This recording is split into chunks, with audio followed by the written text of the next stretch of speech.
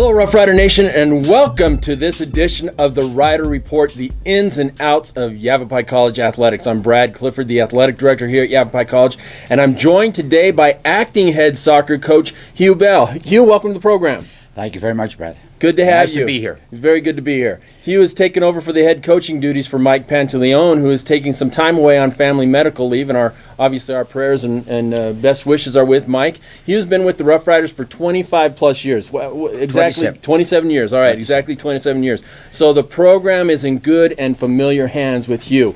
We're not missing a beat with Mike being gone, and again, God bless him and his family. Currently, the YC Kickers are 8-4-0 and still in the hunt for another conference title, and certainly in a position to make the playoffs. Yavapai has lost 4 matches by a total of 5 goals, 3 by 1 goal and 1 by 2 goals. So we're in every game. We're not getting blown out by any means. And now YC's heading into the second half of the season, a chance to make up some ground on the conference leaders. The soccer season's a process. We know that. And especially with young kids, as we were talking walking up here, we certainly don't want to be peaking at this point of the season, but it's a process. Hugh, how you feeling about the season thus far?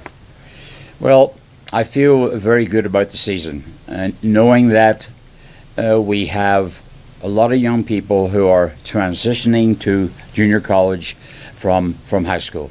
And like you said, it's a process that they have got to, adjust, make many types of adjustments, being away from home, settling in the dormitory, settling into a new coaching staff, settling into our system of play, and all those things are not done overnight. It just takes a little time. Correct, and with the young people, especially coming into college, I don't care if it's junior college or university, they got to adjust to a physical style of play, which they're probably not used to being in high school. Absolutely, and it is noticeable, and the high school scene is a little bit more, I think, for the want of a better word, maybe a little softer. Correct. And so when they come to JC, and especially our conference, and our team, we carry with us this tradition, and it is a big feather in many other teams' hat if they can take on and beat Yavapai. So there's an extra incentive for our opponents, which our young new players don't know anything about and have not experienced. So with that in mind, they're kind of under the cosh a little bit. Right from the get-go. There's a target on our back, certainly. Absolutely. So like you said, there's a feather in the hat if they knock us off. Sure, and they don't really realize it until they get on the field and they're playing. Exactly. And they realize, well, that tackle's a little harder, or that was a little harder hit. Yep. Wow, what's going on here?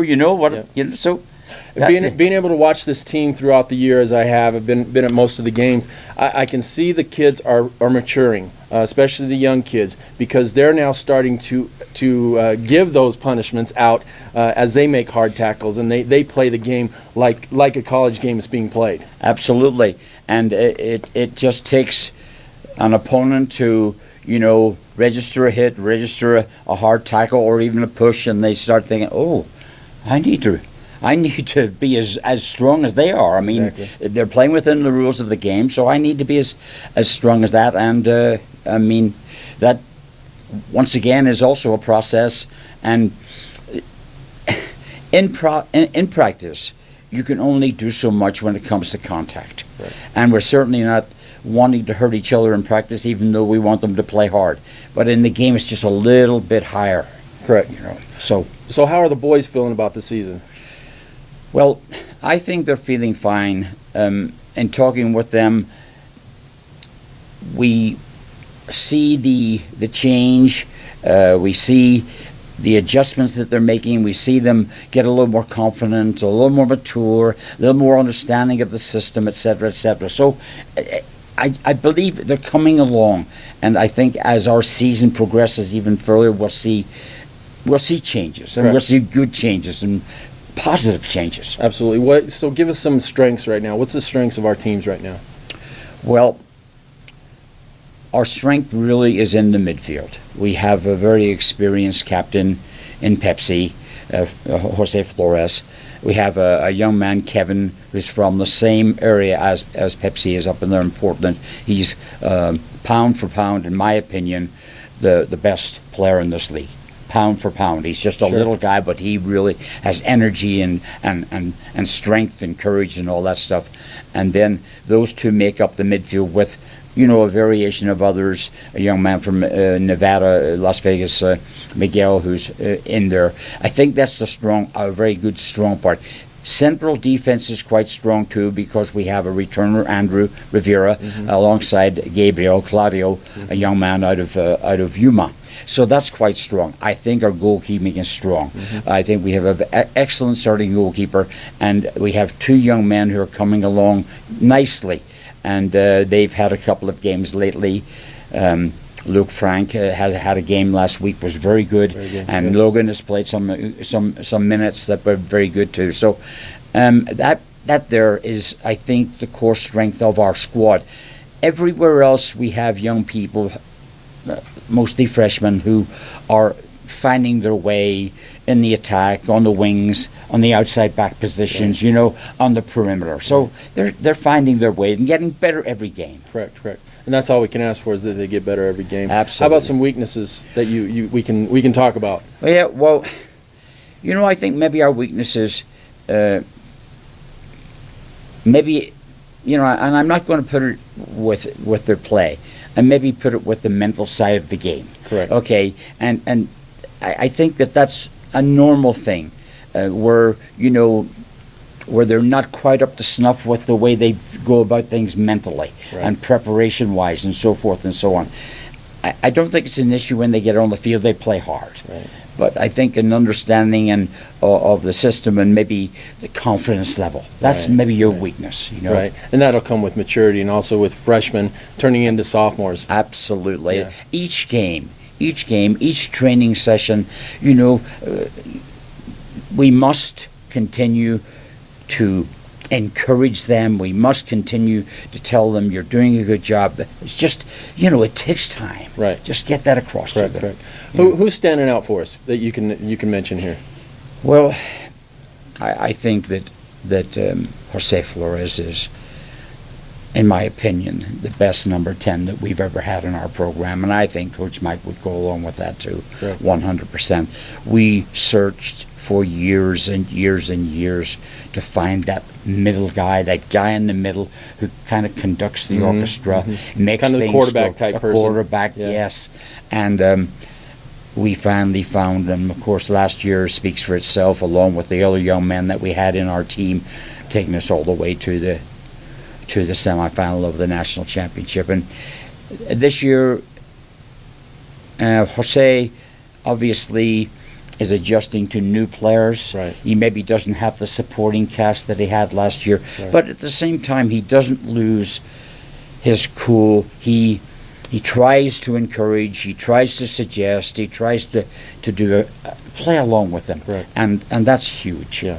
No, very mature out there, you can tell, and he doesn't lose his composure with the kids, with the youngins especially, and he's playing as hard as he did last year, if not more. Oh, I think, Brad, that he is playing harder than Yeah. last year. Yeah. I think that he feels that I've got to take him a little slack here. Right. And, people always talk about playing 110%. Well, I think he's playing a lot more than that. Yeah. No, it's real with him. It's truly 110 plus. It really, really is. I mean, he's just a pleasure to work with. He comes to the office. He'll speak with us about strategy, about what's going on. He'll talk to his teammates. He's very positive. Never any negative words. Right. So it's huge to have a person like that. Very mature kid. On and off the field. Very mature kid. You talked about the other young man there at the midfield, Kevin. Yeah. Kevin, and pound for pound, he's a tiny little guy, but boy, he is a mighty mite. A mighty mite who has taken hits and hits and hits And comes back at it. Steps back up. Yeah. And I think that he gets under a lot of people's skin. Yes. Yeah, he's a gnat. Guy, He's a little gnat. Yeah, a little gnat. He's around their feet, and suddenly he takes a sudden burst away and gets away from them, and they look up and he's gone, and it's just a pleasure to work with him also. No, no talk back, no doubts. Just yes, coach. Let's try that, or let's do that. Right. So it's so easy Yeah. as a coach to be able to work with young people like that. Yeah, this is a good group too. Being around them quite a bit this season, it's a good group, very respectful group, and it seems like they really are wanting to do what the coach expects, and especially in a program like Yavapai College. They do. They try their hardest. They really, really try. Get on them occasionally, maybe a bit of effort and a little bit working a little bit harder. Right. And I think that the Pima game, and almost everybody played in that Pima game, and the sideline was electric. They encouraged their teammates. The result was super, and I think they got that feeling that this is what it's like to be at this school and Yavapai have. College. Yeah. This is Yavapai soccer. This is Yavapai soccer, Right. and that was something that we wanted Right. so badly Right. to happen, because they get that. This is what's expected day in and day out. Yeah. Yep. And the game, we had a setback against Phoenix, and we know that. But we were in the game. It's 0-0 going into the second half. We did not disappoint from that standpoint. We were in the game. We played hard, and we had a little spell there after halftime, and we kind of, lost our not composure. I wouldn't say composure. Maybe our attention span maybe went down a little bit, or was turned off. Right. And a couple of things happened, and we got ends up behind. We 2-0. could not get it back. We Right. tried very, very hard. Their effort, I'm not going to complain Not about at the effort at all. And I told them afterwards, I said, sometimes these things happen, Yep. and we just have to come back and Right. be better the next game.